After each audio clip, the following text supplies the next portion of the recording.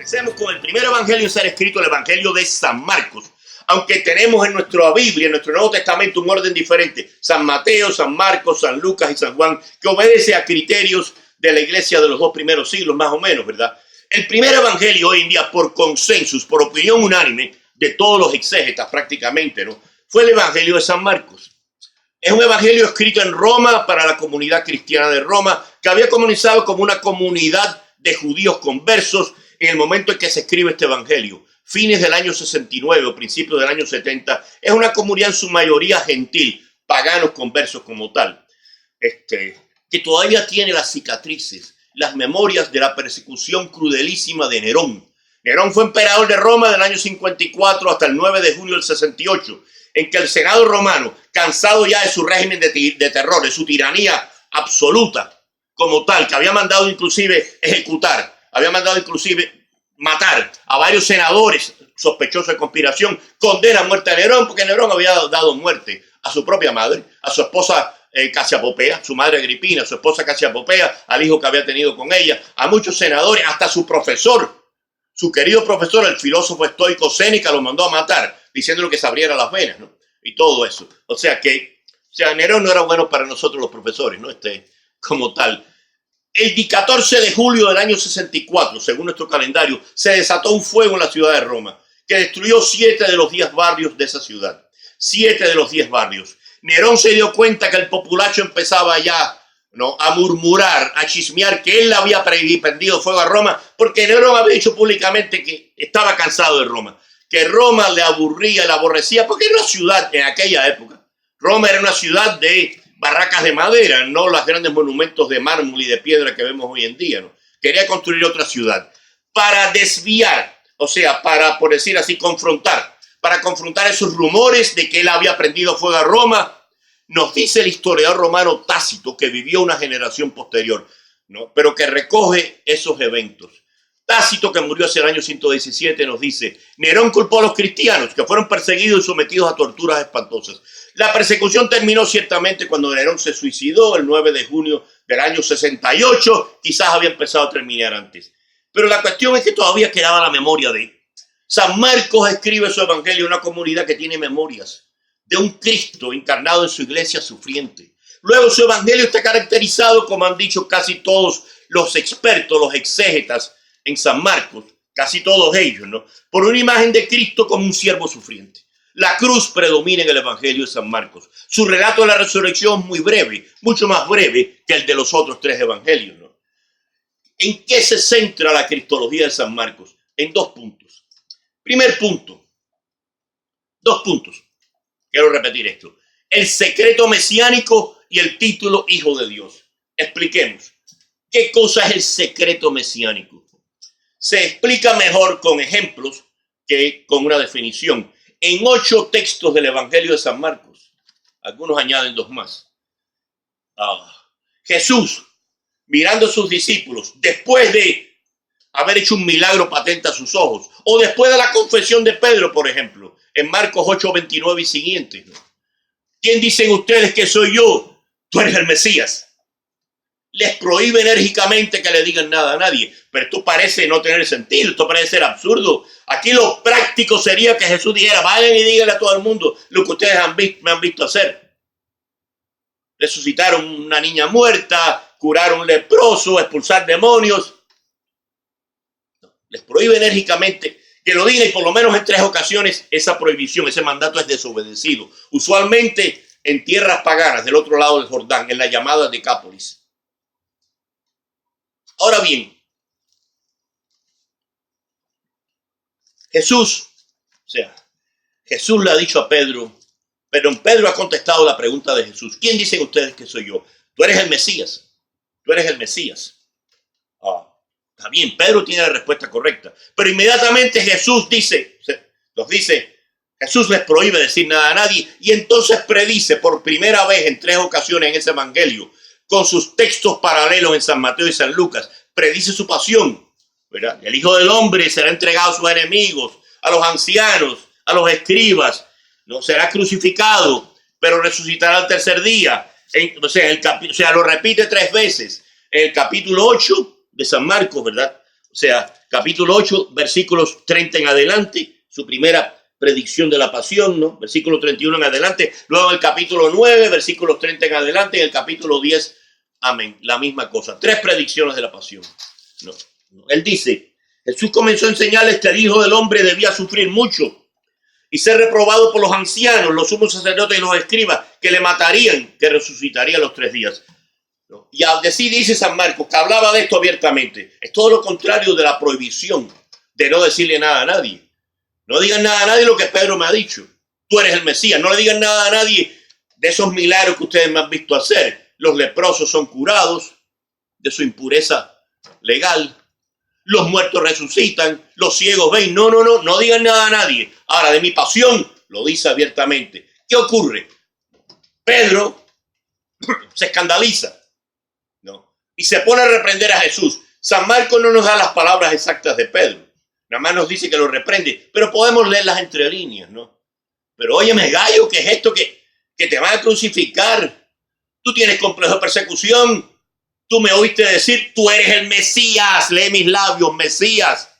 Yo conozco un buen psiquiatra en Jerusalén que te puede, ¿verdad? Te puede curar estas ansiedades y sabemos lo que Jesús le responde. Lo encara. Vete de aquí, lejos de mí, Satán. Palabra hebrea quizás derivada de la lengua persa, ¿no? Que significa el adversario que nos pone trabas, etcétera, etcétera. Tus pensamientos no son los de Dios, son pensamientos humanos. ¿Cuál es el problema de Pedro? En parte es nuestro problema. Sí, amigos y amigas, en parte es nuestro problema. Pedro ha respondido muy bien a la pregunta, ¿quién dicen ustedes que soy yo? Tú eres el Mesías. Pedro pasó esa parte del examen oral. Pero si Jesús hubiera hecho la otra pregunta, ok, bien Pedro, bien respondido. Ahora dime, ¿qué significa ser Mesías? Ahí es donde Pedro suspende su examen final. Pedro no tiene idea. No sabe por dónde sale el pico de la jicotea sobre lo que significa ser el Mesías. Pedro y los discípulos, eso lo vemos en todos los evangelios. Los discípulos de Maús en el capítulo 24 de San Lucas. Por todas partes. Tienen una idea equivocada de lo que significa ser Mesías. Un Mesías crucificado, humillado, imposible. Imposible. Pedro no sabe qué significa ser Mesías. Esto se empata con el otro tema de la cristología de San Marcos, ¿no? La cristología del título Hijo de Dios. El título Hijo de Dios es usado en este evangelio 8 veces. 8 veces. Se pone en boca del Padre Celestial en el bautismo de Jesús. Tú eres mi Hijo, mi amado. En la transfiguración, este es mi Hijo, mi amado. Pero también en boca de los demonios, espíritus impuros que Jesús expulsa de los poseídos. Que Jesús expulsa de los poseídos. San Marcos capítulo 1, versículo 24, en la sinagoga de Cafarnaúm. ¿Qué tienes que ver con nosotros o conmigo? Sabemos quién eres, el Santo de Dios, que equivale a decir el Hijo de Dios. En lengua semítica, o sea, ¿no? En la lengua antigua, en el griego antiguo y también en la lengua aramea, hebrea antigua. En el capítulo 3, versículo 11, se nos dice que Jesús va curando por todas partes y expulsando a los demonios impuros, a los espíritus impuros que salen chillando y postrándose ante él diciendo, tú eres el Hijo de Dios. Lo mismo que el Padre de los cielos le ha dicho en el bautismo. Tú eres mi Hijo, mi amado. Lo mismo. Solamente hay un ser humano, uno solo en todo el evangelio, que lo confiesa positivamente como Hijo de Dios. Solo uno. El centurión que lo ha crucificado. Capítulo 15, versículo 39. Jesús lanza su último suspiro. Y se producen estas señales, ¿no? El cielo se ennegrece y todo. El centurión que estaba, dice San Marcos, a propósito añade esta frase. Delante de él, parado delante de él, ex enantías en griego. Viendo cómo había muerto. Cómo muere un crucificado entre dolores horribles. Y Jesús está acompañado por señales siniestras del cielo. Exclama, verdaderamente este hombre era Hijo de Dios. Aquí verdaderamente, aletos en griego, tiene el sentido hebreo de amén, amén. Verá una palabrita que usamos con frecuencia, aún en lenguaje común y vernáculo. O sea, por favor, tú me puedes ayudar en esto y lo otro. Y la persona dice, amén, gallo, no te preocupes, yo te ayudo. Amén, ciertamente, verdaderamente. Eso es lo que dice el centurión. ¿Quién es el centurión? Un pagano. Es un pagano.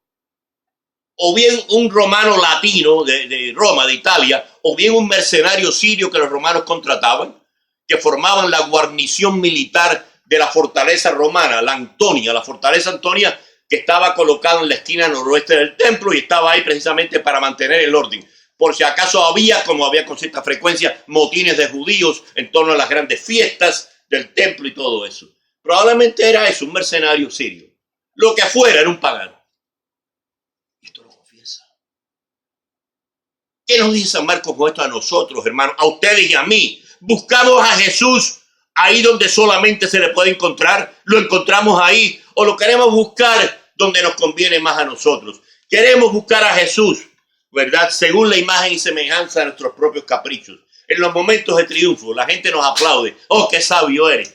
Qué cosa más grande hiciste. Tú eres el más importante de nuestra comunidad. Tú eres el que manda más. Tú eres... O lo encontramos como el centurión en la cruz. Abrazado a las cruces de todas las víctimas de la historia. A los humillados, los despreciados, los pobres, los hambrientos, las víctimas del racismo. Fue en la cruz donde el centurión lo descubrió, lo discernió. Ahí está el Hijo de Dios. Ahí está el Hijo de Dios. No entre palacios, vestiduras lujosas, elegantes. Está en la cruz. Esto resume en gran parte la cristología de San Marcos. En el relato de la resurrección, el evangelio probablemente originalmente terminó el versículo 8, aun cuando la Iglesia Católica reconoce como inspirados los siguientes 12 versículos, que no son sino resúmenes de textos que encontramos en los otros evangelios. Se habla sin mencionar de nombre de los discípulos de Maús, de María Magdalena y de otros, ¿verdad? Y fueron añadidos posteriormente a la redacción de este evangelio por un autor anónimo a quien la Iglesia reconoce también como inspirado. Muchas iglesias protestantes no así. Termina en el versículo 8. Originalmente terminó el versículo 8 sin ninguna aparición de Jesús resucitado. Las mujeres encuentran la tumba vacía. Se llenan de terror. Les dice el ángel que está ahí, el joven, no tengan miedo, miren, buscan a Jesús el Nazareno, el crucificado. Dicen, miren, no está ahí. La tumba vacía. ¿No? ¿Y cómo termina el evangelio? ¿Las mujeres acaso no bailando de júbilo? Pues no.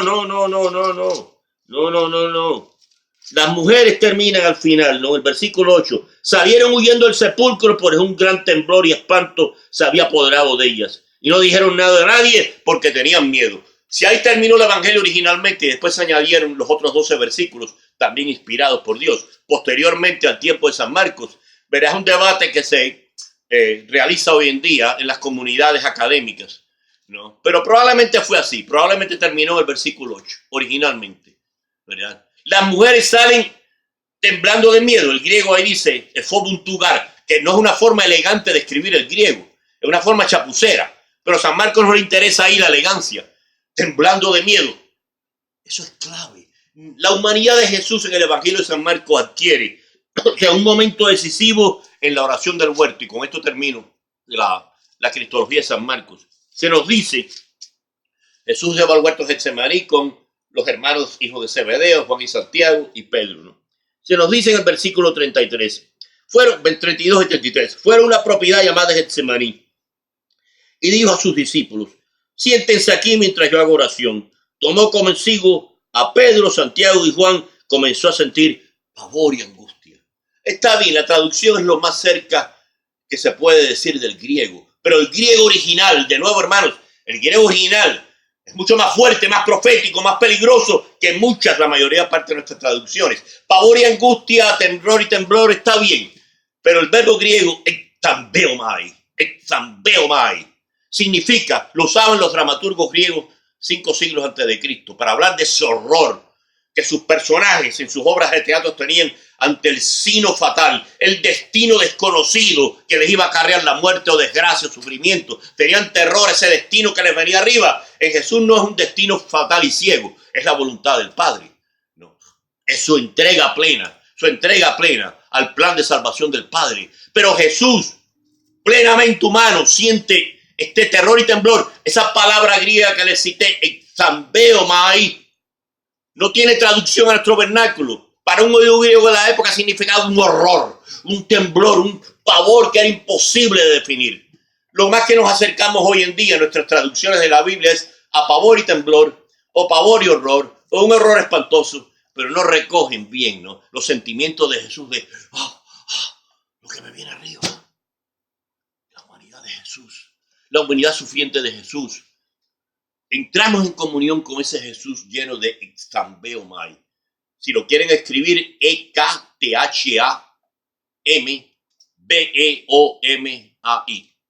Un poquito largo, ¿verdad? Se lo podemos poner en el vídeo, ¿no? Sí. Pero es una palabra clave. Es una palabra tan horrible que solamente se usa en el Evangelio de San Marcos 4 veces. 3 veces en el relato de la pasión y en la resurrección. Las mujeres salen llenas del sepulcro vacío, llenas de terror y espanto de... O sea, aquí ha pasado algo que no entendemos. El misterio de Jesús crucificado y resucitado.